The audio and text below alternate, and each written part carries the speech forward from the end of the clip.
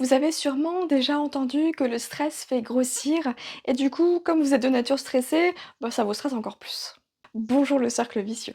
Mais concrètement, comment le stress agit sur notre corps et comment faire pour éviter de grossir même si on est stressé? C'est ce que nous allons voir dans cette vidéo. Bienvenue, je suis Aurélie Nussbaumer, psychologue et hypnothérapeute. Je vous aide à maigrir grâce à la psychoneuronutrition avec l'académie Mincir Autrement où le but est de vous alléger du poids du passé.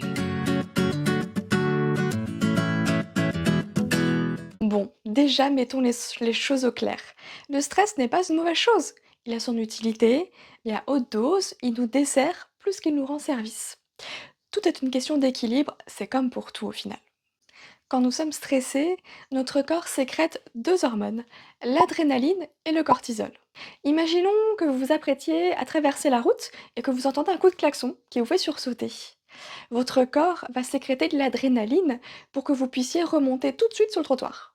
L'adrénaline permet à votre corps de réagir rapidement afin de garantir votre survie. C'est donc une bonne chose. Cependant, quand le stress s'installe de manière quotidienne, on parle de stress chronique et dans ce cas, l'adrénaline fait place à la deuxième hormone, le cortisol. À ne pas confondre avec la cortisone qui elle aussi fait grossir. Le cortisol est l'hormone qui est sécrétée après l'adrénaline et lorsque l'on souffre de stress chronique, cette hormone a tendance à favoriser le stockage des graisses dans le corps. C'est pour cela qu'à repas similaires, il y a des périodes où un rien vous fait prendre du poids, tandis que d'autres fois, vous ne prenez pas un gramme. C'est pour cela aussi que la restriction cognitive peut vous faire grossir.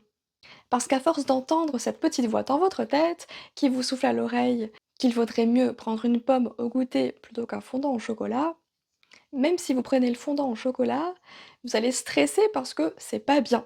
Et du coup, vous allez stocker plus que si vous autorisiez n'importe quel aliment sans culpabiliser. Je vous renvoie d'ailleurs à ma vidéo de la semaine dernière sur la culpabilité alimentaire. Bon, ok. Mais alors, qu'est-ce qu'on peut faire pour lutter contre le stress? Eh bien, il y a un exercice très simple et très efficace qui a fait ses preuves, qui est la respiration. Je pense notamment à la cohérence cardiaque, qui permet en 5 minutes de faire diminuer votre taux de cortisol dans le sang pour les 5 à 6 prochaines heures. Plutôt pas mal, non? Alors, vous pouvez pratiquer la cohérence cardiaque un peu comme un médicament, c'est-à-dire matin, midi et soir. Et pour ceux qui courent après le temps, vous pouvez allier cet exercice à quelque chose que vous faites déjà au quotidien, en cuisinant, en conduisant, sous la douche, etc. Pour vous aider, dans les premiers temps, je vous conseille l'application Respirelax qui est gratuite et très bien faite. Vous verrez dans l'application qu'il y a trois types de respiration: dynamisante, relaxante et équilibrante. Optez pour la relaxante ou l'équilibrante juste avant de manger afin de chasser naturellement le stress et mettre toutes les chances de votre côté de maigrir durablement.